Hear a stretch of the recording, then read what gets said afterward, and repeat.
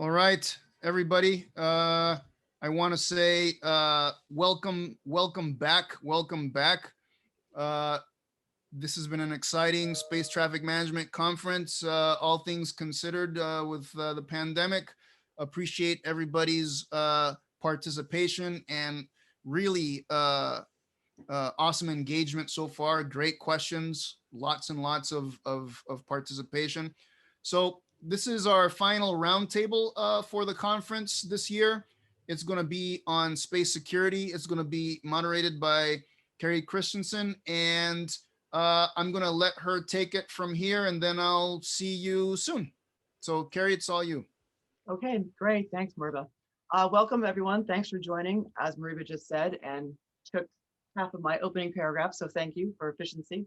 Welcome to the last session of an outstanding, thought-provoking couple of days here, and I'm excited to see what is discussed and what is questions that come up at the this roundtable. And congratulations to all the previous moderators for keeping things on track. So if we go over, I guess it's on me, no pressure. So without further ado, what I would like to do is I'd like to ask the panelists, as they're listed in the agenda, which is conveniently alphabetical, to introduce themselves and speak for a few minutes. I will pull some kind of electronic hook after 5 minutes so we stay on track.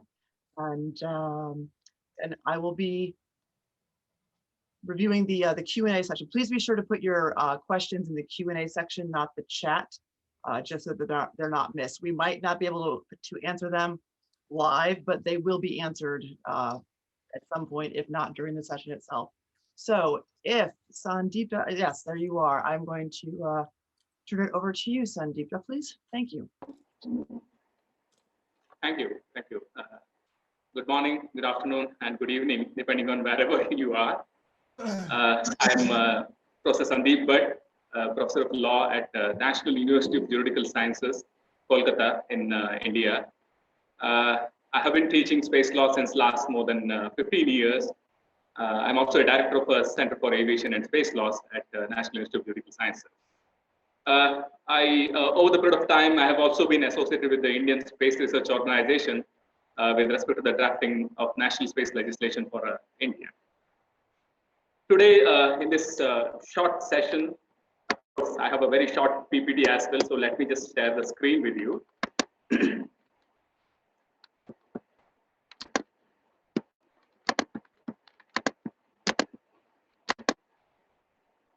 I hope it's visible, right? Okay, so I would like to speak something about outer space demilitarization and establishing a case for strengthening of the powers. Advent of the space, as all of us know, has taken place during the period of time wherein there is a heavy struggle for power between the US and USSR. And the UN General Assembly, since the beginning when it started passing the resolutions for the purpose of creating the outer space law in the international level, it was advocating for the peaceful users because it knew that if there is no peaceful users, the outer space may be used for wide-scale destruction. And this is the very reason why the UN Corpus has been established. As the name itself suggests, it's for the Committee on the Peaceful Uses of the Outer Space. So it was basically for the purpose of ensuring that outer space is going to be used for the peaceful purposes rather than major military purposes. But unfortunately, what has not been done is defining the peaceful uses. And by virtue of that, there has been a debate as to should we interpret the peaceful uses as non-military uses or non-aggressive uses. Even though initially the understanding was that the peaceful uses should mean non-military uses, unfortunately over the period of time, we find that there is a shift from the non-military uses to the non-aggressive uses. United States, while initially advocated for the non-aggressive, by arguing that non-military uses would in a way result in taking away the right of self-defense.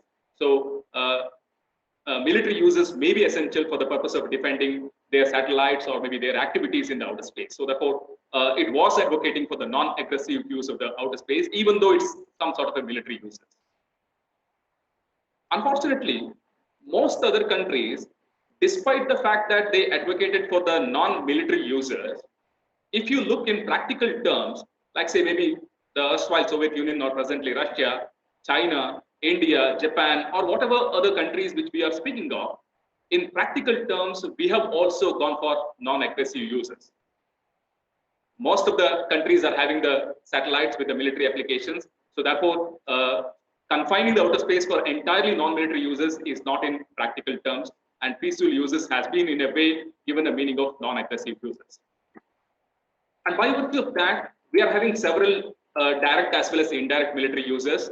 If I have to point out some of the indirect military users, maybe the military reconnaissance, the weather forecasting for the purpose of warfare, or destroying the enemy territories with the help of the missile attacks. So all these different kind of things are done with the help of the space technology.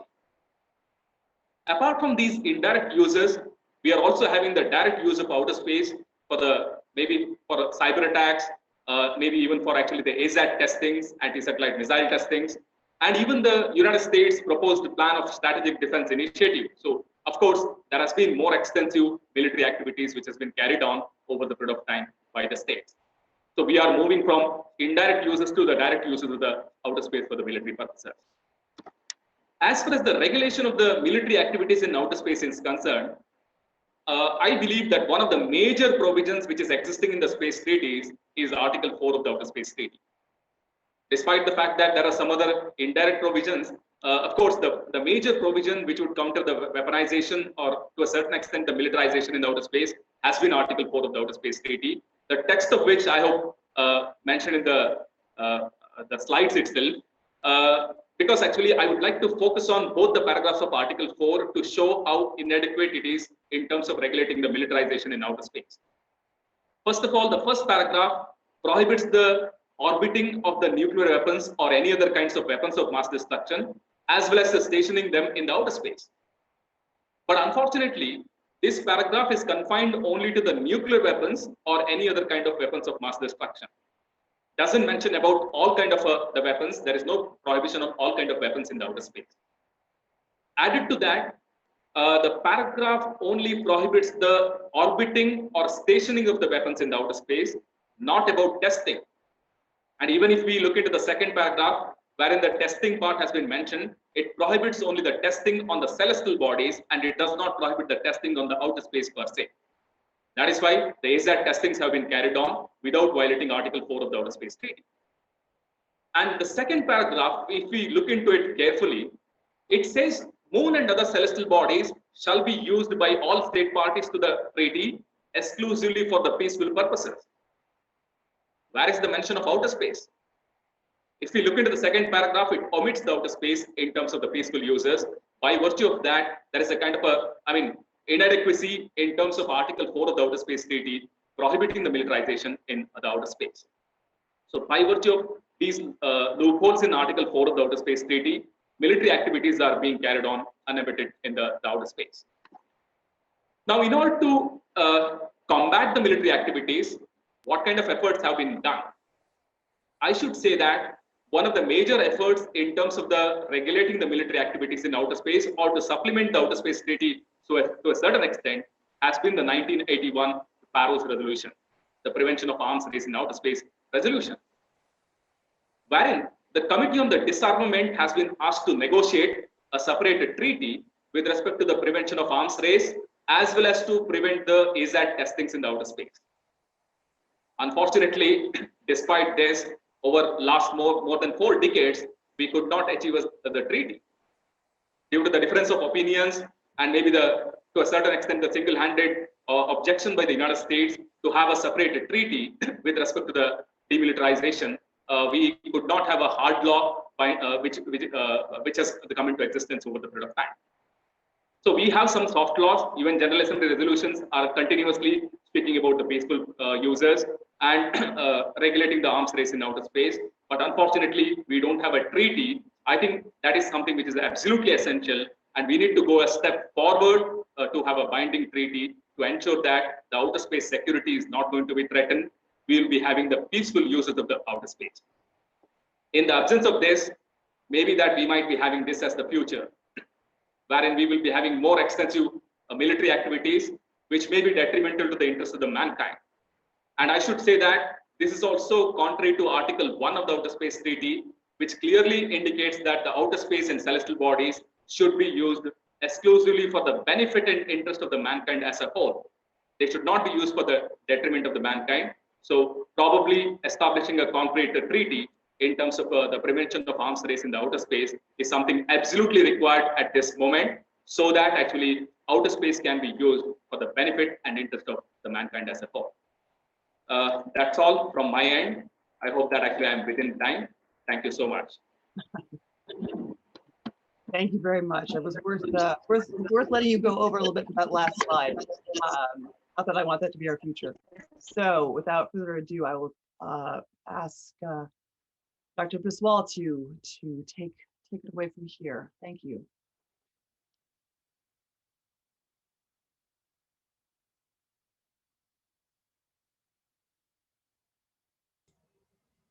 Hello, this is George Long.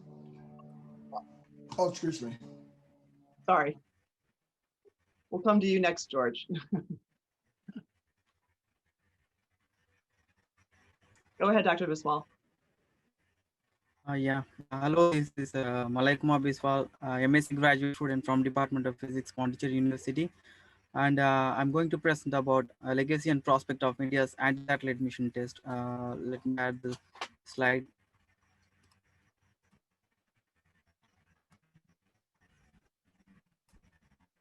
So legacy and prospect of India's anti-satellite mission test, that is Mission Shakti. And first, introduction. Anti-satellite and ballistic missiles are very significant for every nation to safeguard against a threatening satellite from the perspective of space militarization. And so in the view of this ultimatum, India demonstrated its first anti-satellite mission test, that is ASAT, in the Operation Code of Mission Shakti on 27 March 2019, to show the international capability to intercept intercontinental ballistic missile. It began its research since from 1919 and achieved the success in 2019. The test was suspected to hit a microsatellite, which was launched earlier by the ISRO Microsat R, launched by DRDO, with the view of accomplishing the mission objective without causing or creating any potential threats or space debris and hazard to the other satellites in orbit. So with a successful demonstration, India has emphasized the potential capabilities for future ASAT tests and driving the international relations. And the mission intent. The prime intent of the India's anti-satellite test is to ensure that national safety and security from ballistic attack from outer space and ensure the capability to destroy and degrade satellites in orbit. Overview. Anti-satellite weapons has become a significant part of nation's defense to safeguard the nation against threatening satellites. Global nations like United States, Russia, and China have successfully demonstrated the ASAT weapons, followed by India's demonstration on 27 March 2019, which is launched from Abdul Kalam Island, located eastern side to the India. India has proved its ability to intercept the continental and intercontinental ballistic missiles, thereby turning the first nation to have the ASAT weapon. Next is mission overview and continuation. The Shakti ASAT weapon utilizes a Parathiv defense vehicle Mark 3, which is used as intercontinental ballistic missile in defense, and its upgraded version used as weapon, the vehicle for ASAT weapon, and to target its own different microsat R orbiting in low Earth orbit with a relative velocity of 7.4 km per second. The vehicle has an kinetic kill vehicle and solid state rocket motor with a length of 30 meters and 1.4 meter diameter to form a three-stage vehicle. The three-stage vehicles are powered by solid propellants. The test was executed at a low altitude of 300 kilometers to avoid the threat of space debris to the neighboring satellites. The test was carried out with a comparative velocity of centimeters, creating 270 pieces of space debris produced down to ultimately free as of late 2019. And according to the chief of DRDO, G. Sadhvedi, the ASAT can be used to destroy all the satellites orbiting in low Earth orbit. And the aftermath of ASAT missile test, succeeding ASAT demonstration Russian Defense Agency appreciated and invited India to join the treaty against weaponization and militarization of space in collaboration with them and China. Further, from the perspective of ensuring national security, India is currently working towards co-orbital ASAT weapons, laser-guided ASAT, and electromagnetic pulse ASAT weapons. Then the test has enabled India to participate in global alliance to form military and militarization of space. This is the overall timeline of evolution of India's anti-satellite mission. Beginning from 1999, India started to work on ballistic mission defense systems, and then successful demonstration with the air defense interceptor, and 2009 development of defense vehicle, 2014 successful demonstration of Prithvi defense vehicle maiden test, and 2016 Indian government approved the project Shakti, that is anti-satellite mission test, and 2019 uh, the DRDO successfully delivered the defense vehicle maiden test, and then finally 2019 we achieved the ASAT weapon, that is mission Shakti. And here we have shown two images before and during launch of mission Shakti. Mainly, I use these four references to collect some data and details about the ASAT weapon. And finally, thank you for providing me the opportunity to present on this topic.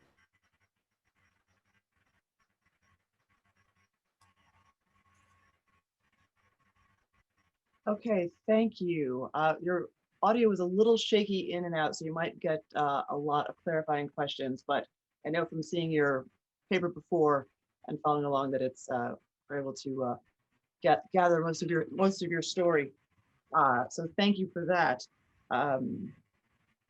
The Thank chat you. also seems to be a bit delayed, so what I'm going to do after Professor Dr. Long, going to have you introduce yourself. When you see my face, that's your 1 minute warning, because like I said, the chat's not getting people's attention. So thank you, Dr. Biswal, and I will turn it over to Dr. Long to introduce himself and his position. Thank you. Hello, my name is George Anthony Long, and I am an attorney. And before obtaining my LLM in space law, I was a defense attorney in the United States, specifically focusing with heavy emphasis on criminal defense. When we talk about security, I think security extends beyond military, and it also goes to what we may want to call crime. And how do you secure a place from crime? And to be frank, that a law is hollow if there's no means to enforce it. So the question becomes, how do you police or enforce laws in space, and who does the policing? Technically, the way it looks is it will be left up to the individual states to do that. And that is basically derived from Article 6 of the Outer Space Treaty. Article 6 of the Outer Space Treaty grants the appropriate state the right to supervise the activities of non-governmental entities. To that extent, the treaty doesn't define what is the appropriate state. So technically, the argument exists that any state that feels that it is suffering an adverse consequence based on an activity by a non-government entity can deem itself the appropriate state to address the matter. And so that opens the door for a state being able to enforce its own domestic laws, potentially in space. And to that extent, we look at how that will be done. And it seems the first step towards having any policing in space, is seemingly having its seeds in what is now called the Space Force, which has been instituted by the United States. Now, part of the mission of Space Force is to protect the interests of the United States as well as United States allies. And the interest, though, is not limited to national security interests. It can encompass economic interests, political interests, social interests, because it is not confined to a particular type of interest. So to that extent, the Space Force can conceivably over time evolve into a form of a police enforcement network as well, to ensure or to protect the interests, whether it's the social, political, or economic interests of the United States and its allies. And this becomes increasingly important given the rapid expansion of commercial activities in space and the apparent lawfulness now of the extraction of abiotic resources in outer space, of which the United States is guaranteed it will protect the right of its citizens to engage in. So potentially police force has the basis or the genesis of emerging from Space Force. Thank you very much.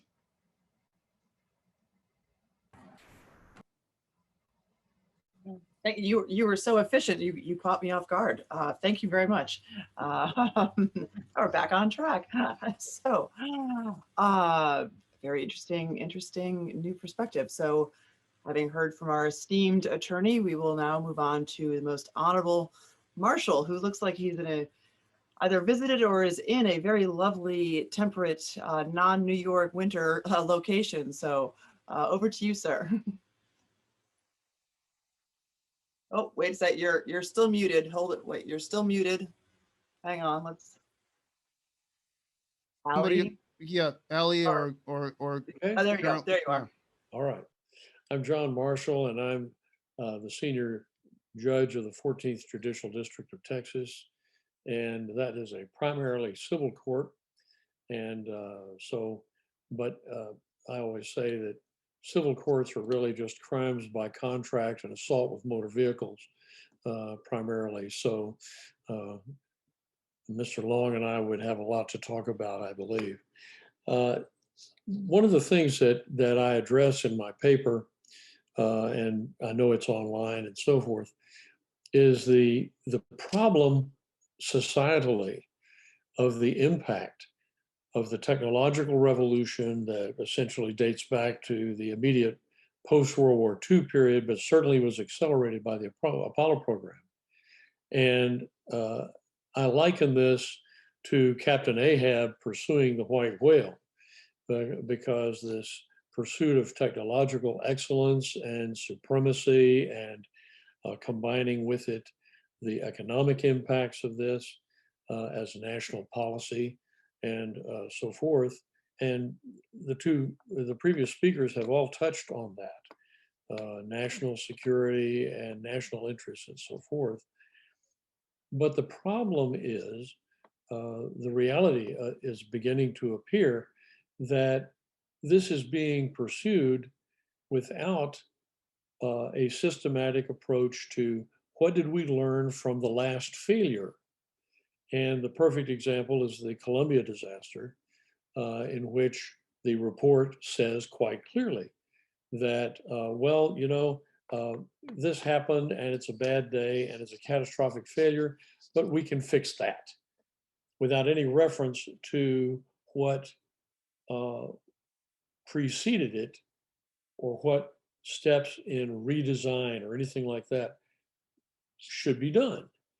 And my point is that this leads to, or can lead, and in that case did lead, to what they call the black swan, which is the unanticipated catastrophic failure that is a result of poor planning and also a lack of reference to, as I said, prior failures. This is compounded with the enormous, over the last 20 to 30 years, increase in information, the so-called big data. And big data is characterized at the moment with perhaps 16.3 zettabytes of information being generated every year projected between now and 2025. That is a staggering amount of information to be sorted through in order to clarify what problems have arisen, how to prevent them, what redesigns might be appropriate, and so forth. In the legal world, this is what I call, and I published an article about this, called techno-evidence. And techno-evidence is simply evidence that cannot exist without the intervention of technology. And the perfect example, of course, is DNA. We know that DNA exists, but to present this in open court requires the assistance of technology. And the Techno Evidence article was published earlier this month in the Journal of AI and Society by Springer. And so it's there for you to read if you're remotely interested in that problem.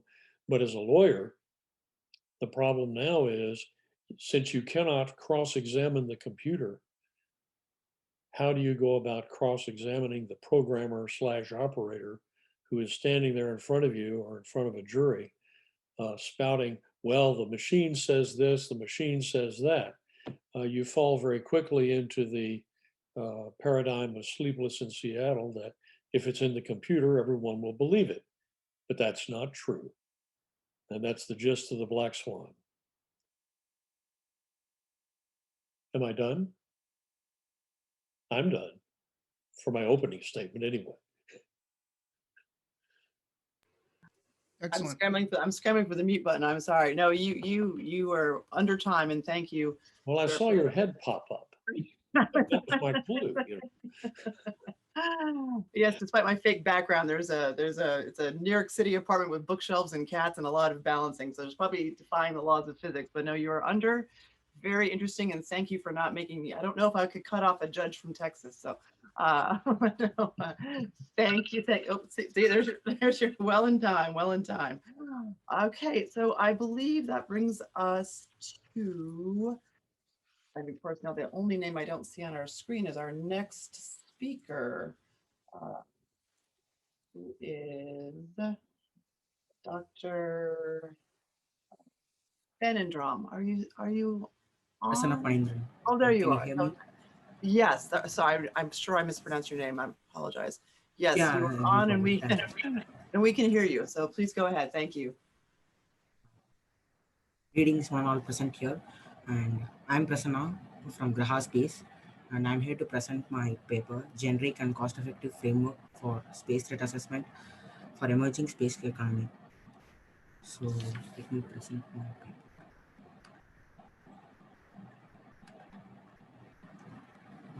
Can you able to view my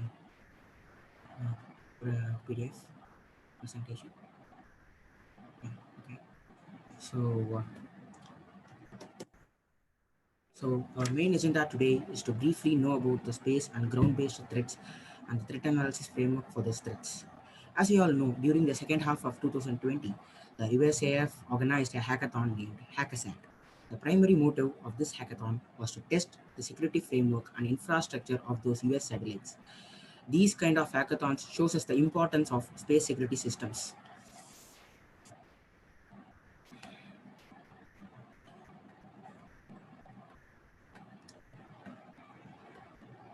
According to the data released by Union of Concerned Scientists, there are totally 2,787 orbiting functioning satellites, in which United States owns about more than half of them, and Russia owns about 172 of those satellites, and China owns about 382 of those satellites, and others owns about 808 of those satellites. These functional satellites are serving a variety of applications like communications, Earth observations, planetary observations, navigation, and space science. Now, these are some notable attacks that happened over the history of the space-based systems. Galaxy 1 satellite uplink was disrupted in the year 1986, and following the year in 1987, the computers belonging to the X-ray astrophysics section of the Goddard Space Center campus was compromised. In 1988, the hacking group under the name Masters of Downloading broke into the secure Pentagon network and compromised a classified software. Following the year in 1999, the satellite from the military communication system Skynet, which was owned and operated by UK's Royal Air Force, was hacked. In 2000, during the tank trials, the GPS navigational systems of the British and US tanks have malfunctioned. In 2007, LTTE was utilizing one of the satellites in Intelsat illegally to broadcast its propaganda channel called National Television of Tamil Eelam in Europe and Asia. A high-profile government video conference using a secure satellite link consisting of senior-most officials from the key Indian sectors of the Indian government was hacked in 2017 for a brief period of 4 to 5 minutes. ISRO's, in the same year, ISRO's telemetry tracking and command network ISTRAC was infected by a Trojan malware called Extreme Rat. Now, moving on to the threats for the space-based segment. Space debris is one of the potential threats in the space system. It usually happens with the dead satellites in the decaying orbits. Apart from the 2,787 functional satellites, there are literally double the amount of dead or lost satellites in various orbits. A collision with such debris may affect the smooth functioning of satellites. Kinetic physical is another space-based threat in which weapons are launched from the space or from the ground can physically attack the satellite in the orbit. One such is the ASAT, or the anti-satellite weapon. It's a common type of threat in which is now being possessed by major spacefaring nations. An ASAT weapon is usually launched to attack the satellite directly or indirectly.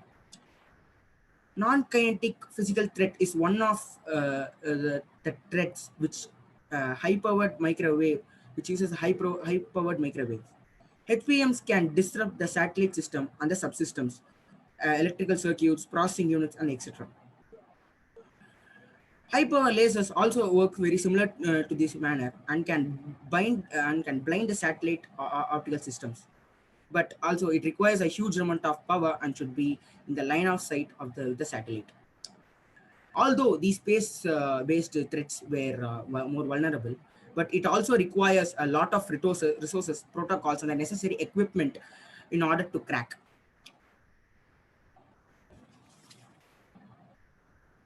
Moving on to the threats based on ground-based segments, jamming is a common practice of interfering with a legitimate transmission by overpowering a transmitter or a receiver. The transmitted signals are overpowered with the help of the interference, and which results in the degradation of satellite services. Computer network exploitation is another common way of compromising an existing network. This is done with the help of social engineering, sharing malicious security patches and upgrades. Tracking is basically a collection of user data from a website connected directly or indirectly to the ground station. This is done with the help of cookies and browser fingerprinting. Eavesdropping is another threat coming under the ground segment, in which the attacker listens and modifies the communication without any authorization. Hijacking is seizing control of the satellite transmission without any authorization. This can be done by seizing control of a transmission or a reception signal, or by replacing it with another one. It is much easier to compromise the ground station compared to the space-based systems. The adversary only needs to gain access to the command and control servers in order to utilize the existing hardware, software, and terrestrial systems. Now, moving on to the threat analysis framework, which is the most important part of this presentation. Regardless of the type of mission, it is essential. Sorry. I let you go over and we're running out of time for the whole session, so I'm sorry. We're going to have to shut the poll and move on to Dr. Romero. Sorry about that, but we're over time and increasing the overtime for the whole session. So Dr. Romero, last but certainly not least, turn it over to you. Thank you very much. Hello, can you hear me? Yes. Yeah, I'm Marco Romero, a space system engineer from the Angolan Space Program. I'm now the head of the Angolan Center of Space Studies. I've been from the past 6 years working on the ballistic and navigation satellite operations here at our Mission Control Center in Angola. And today I want to spend the next 5 minutes to share a little bit about this concern that we've been passing from the first time we launched a satellite in 57, and we described so far at that time by the Kessler syndrome, and in 78 we start having some awareness on the amount of debris that are not only in the presence and the vicinity of this conjunction that can consist a very harmful place for satellites, but also their kinetic movement. So the way we track, and not only the size, but also the velocity that is increasing, exponentially increasing the damage of those objects. Either they are like, imagine a 1 centimeter debris that at a 35,000 kilometers can be as harmful as a 250 kilograms by the 1/3 of 1/10 of this velocity. And those two things, they are making in terms of rational that we have 10% of satellites making the occupation of space, and all the rest are non-functional objects that the United Nations Copious Space Debris Mitigation Guidelines, the Interagency of Space Debris and Space Situation Awareness, private and governmental institutions are dealing with, but with the sum of the gaps that we are trying to exchange in a nutshell in our article, because there is no network in space situation awareness that can really provide a global perspective in terms of this debris mitigation and identification, catalog and tracking. And the ground base is not sufficient, well articulated. That the first gap. And then we don't have space-based observation that can complement this ground base. So by legal issues, by technical issues, we don't have even the prox ops technical capability to make the surveillance and identification of these legal or illegal assets. And some of the maneuvers can give us the precision of a far range higher than those 10 centimeters. That is not enough for us first to identify those 20% of satellites that are above those 650, and the rest, the removing procedures that are not aligned either in terms of engineering and in terms of law. Just to finish now, we are now trying to bring this concept that was discussed here, and we've been working on a solution that encompasses the GEO, LEO, MEO surveillance, what we call the space police, and articulation of legislation, technical surveillance, the prox ops, and the space situation awareness, focusing on Africa because we have so far a very huge potential in terms of astronomy observation, ground-based observation, and is the example of STA. And this can be used for not only optometrical observation, also for space operation, conservation of those debris. Thank you, and I'm so sorry for taking too much. I would like to expand too much if that's the case on your doubts. No, actually, you have 37 seconds. So, so thank you, Christensen and Moreba and all the rest of the brilliant panelist colleagues that shared their brilliant ideas. Yes, and thank you. And I'm just going to say what he said for myself as well to all the panelists. Definitely, it's a very interesting topic. There are a couple of questions. There was one specifically to Malaya. So I'll bring that one live next, because the other question from David is not specified to any panelists. So I'm going to throw it to all panelists. And that is, see, he has here, with focus on space conflicts, could we be looking at a future with a partially or fully dehumanized justice system, where not only evidence as technology, but also attorneys, juries, and judges can be machines themselves? I'm having a couple of flashes to some Star Trek episodes I've watched, but I think if we take a bit of the sci-fi out of the concept, it is an interesting question.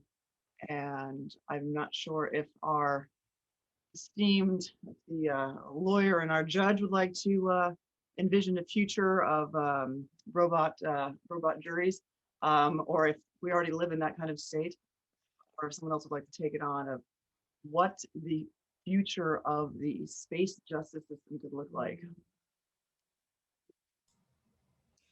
Yes, this is George Anthony, and my perspective, it would depend upon where you would look at a quote venue being held for determining how justice should be meted out. For instance, if we're looking at having quote trials, let's say at a space station or on a habitat on Mars, and let's say if it's a United States entity that's involved, or United States habitat or United States controlled space station, then Congress, under what's called the territorial clause, can establish whatever type of procedures that applies with respect to a trial in those locations. Because under the territorial clause, territories of the United States, for instance, all the provisions of the United States Constitution do not apply in territories. For instance, trial by jury is not deemed a fundamental right that applies in the territories. That only applies if Congress extends it or allows the territory to extend it to its people. So that same clause will apply to space, to habitats in space, or to habitats on Mars, or to habitats elsewhere that are subject to United States jurisdiction. So yes, you can have trials, but you don't necessarily need to have a jury. It could just be a judge or in a trial. It would exist somewhat in some of the territories because there is no constitutional right to a trial by jury outside of a state of the United States. Thank you. I'd like to offer the thought, though, as my understanding, and of course this may have changed, but I believe that there are treaties that simply say that no one country is capable of possessing another planet or the moon or anything of the sort. So I think that George is on the right track, but I think that it might be a matter of some sort of multilateral treaty based upon who has a facility on Mars or on the moon, and that sort of thing. The problem that I see, though, is that simply by the nature of where you are, way, way, way outside of planet Earth, you're going to be dealing with issues that are dramatically different from a car wreck on Central Expressway in Dallas, Texas, and they're going to have to be legislation, and also I think we have to get away from the idea that what the United States sends into orbit or sends to the moon, if it doesn't make it all the way but falls back into Australia, as happened with the Skylab, then that is the property of the United States, just like a battleship that sank in World War II. That is a very antiquated notion, I think, in view of the fact that these items can travel enormous distances and yet still come back into the proximity of the Earth and possibly do damage when they fall. So I think there need to be a change in the thought process at the threshold. Who owns it?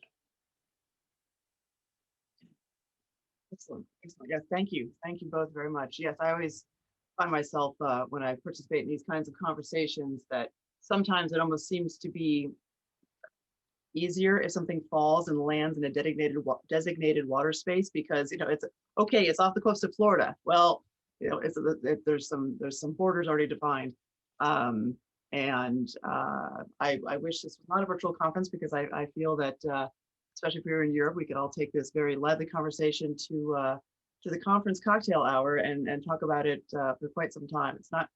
It's definitely one of our greatest challenges of how to divvy up space, or how to play nice. Should we use the foundation that the ISS for their rules of working together? Would that be successful? I'm sure there's detractors and unintended consequences, all those sorts of things. But I want to thank everyone for your participation and your excellent presentations and thoughts on this matter. And I think these last couple of days is a beginning. And before a minute under, I can pass the baton back to Mariba with a successful on-time ending of my first moderating. So thank you, everybody, and look forward to continuing this conversation. For the audience, if your question was not answered or addressed, my understanding is that it's all being logged and recorded, and somebody will tell you something at some point, but I'll leave that to Mariba to specify. So thanks, everybody. Lovely meeting all of you. Thank you. Yeah, Thank you for managing us. Well, thank you, Carrie, and thank you all of the panelists for bringing this 2021 Space Traffic Management Conference to a conclusion. I want to take advantage of this time right now to thank each and every person that has participated in the past 2 days. I want to respect time, so I don't want to keep people here on too much longer. I want to say that I am incredibly thankful to Ali and Carolyn and the IAA and the hard work that Diane, hard work that folks have put in to making this a reality. I really want to thank Lockheed Martin for being a co-sponsor of this conference again for another year. Appreciate that in every which way, shape, and form. I think it's awesome that we can provide something that's very accessible to most people, and certainly we want to be able to continue to keep this free for all students, get the youth engaged and challenging us. I would like to take advantage and invite Diane to say a few words. I also want to thank the whole list that Mariba just itemized for us, but I also want to thank you, Mariba. I am so happy that we migrated this conference over to UT, to Strauss Center. Just seeing how many people were still in the participants list at the end of this 2-day virtual event that started out. I mean, that's pretty impressive. And I know I was more engaged with the subject matter through the entirety of this conference than I am with many of the webinars that I subject myself to. So I really want to thank the quality of the people that presented, the flexibility of how the format was put together. I look forward to seeing you all next year in person. Yes, inshallah. And just, keep the work going. Thank you. I thank you, Diane, once again. I'm going to say a couple of things. One is I'm going to put a shameless plug here for this project Eyes on the Sky that we're doing here at UT. I put a link there in the chat. Please take a look, consider supporting in any which way, shape that you can. And, we have the IAA has a new permanent committee on space traffic management, which will be a lot more involved in this conference in the years to come. So that's really exciting. And look, we're the depth and breadth of the discussions, and it's like people from all over the world and engaged and challenging each other and having some great civil discord, even though there could be disagreements. This is perfect. This is the way it needs to be. And I'm hoping that this time next year, we'll be able to do this in person, because a trip to Austin is certainly in the cards. So with that, Ali, Carolyn, I mean, you folks put this together. You want to say any words? You want people to see your faces? You can unmute and unmask if you want. I don't know.